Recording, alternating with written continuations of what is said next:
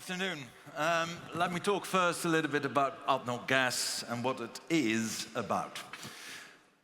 When you process oil and gas and you separate the two, the gas that comes out of the reservoir needs to be treated. And that is exactly what we're doing.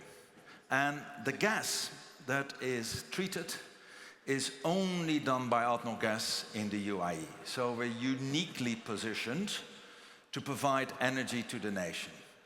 What we do is we have large-scale infrastructure in the south. Think about Ruwais, think about areas like Mirfa, where our large-scale infrastructure is, as I said, making sure that the lights stay on, access to water, but we also provide feedstock for the chemical sector, for example.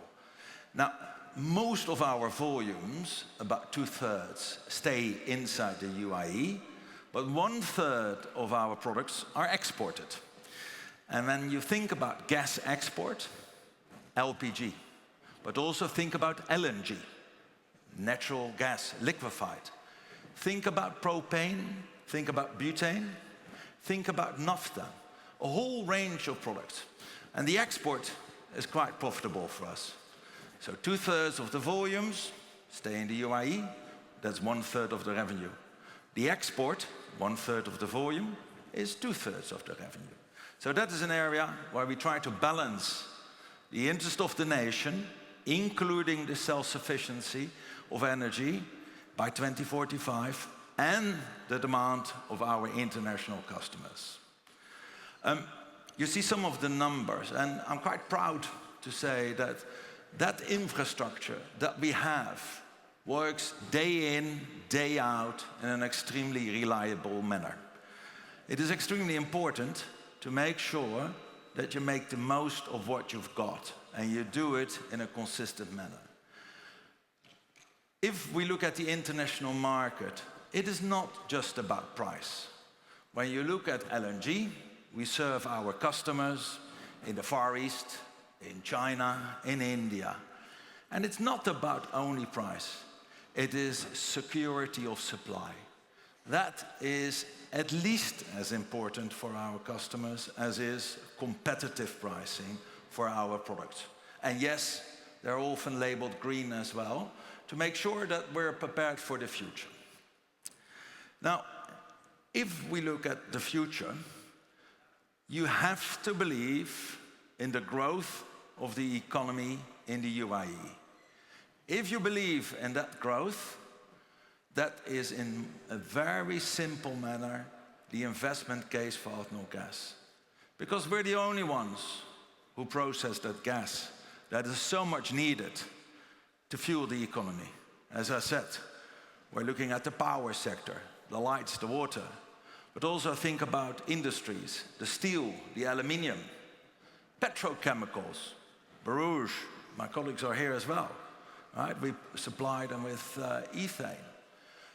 Believe in the growth of the UAE economy, and with it, the population growth, you see the investment case for ADNOC gas. Now, a little bit more about the business model. We obtain the gas, that raw gas, from ADNOC.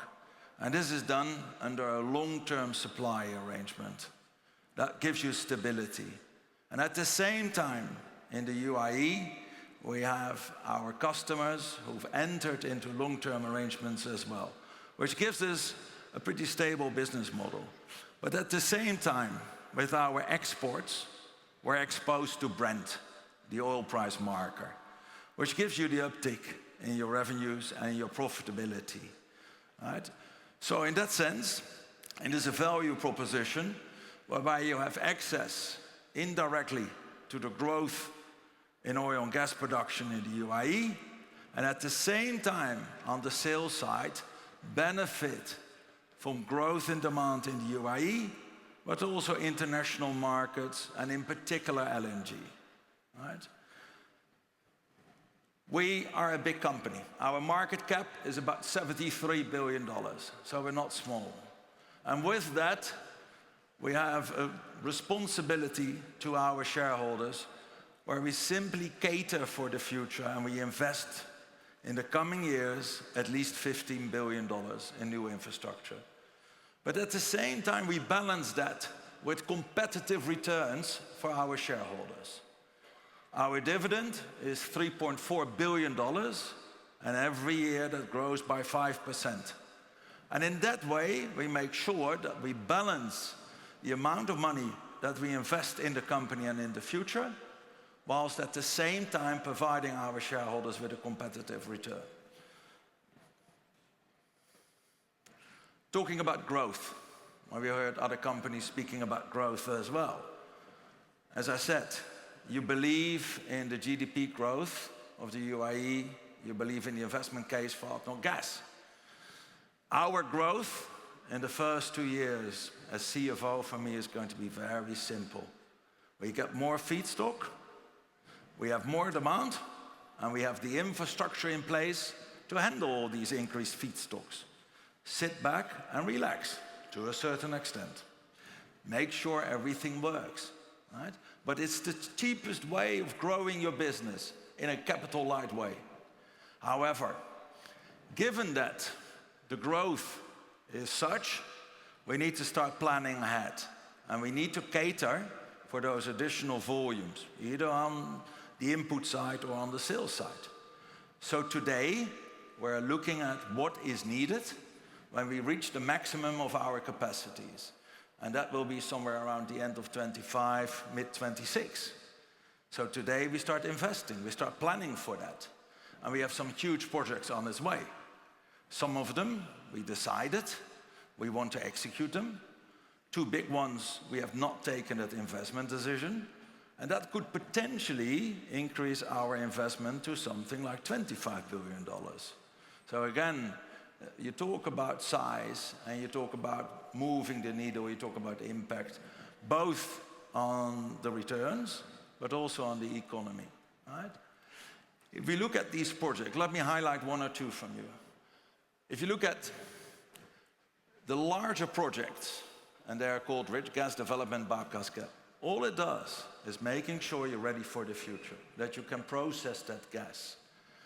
And what is equally interesting is that some of that gas, once it's processed, needs to be liquefied. Today, we've got 5.8 million tons per annum production capacity for our LNG. That is exported from offshore Das Island. We're now going to build a new plant that will export LNG in Ruwais. It is 9.6 MTPA, so it means we double our production for LNG. And LNG is an extremely strong and attractive market. It is something I said before that we mainly export to the east, but because of the geography of Abu Dhabi, we can also export our LNG to Europe. And we've done that on several occasions. Today we announced another transaction with a buyer in Germany, for example. And this is all driven by market sentiment.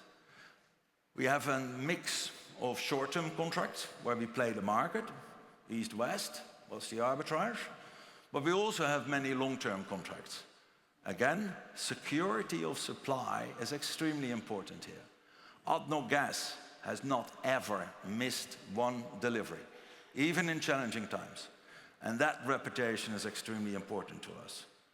So when we look at the future, we have delivered, since our IPO in March 23, a 50% TSR.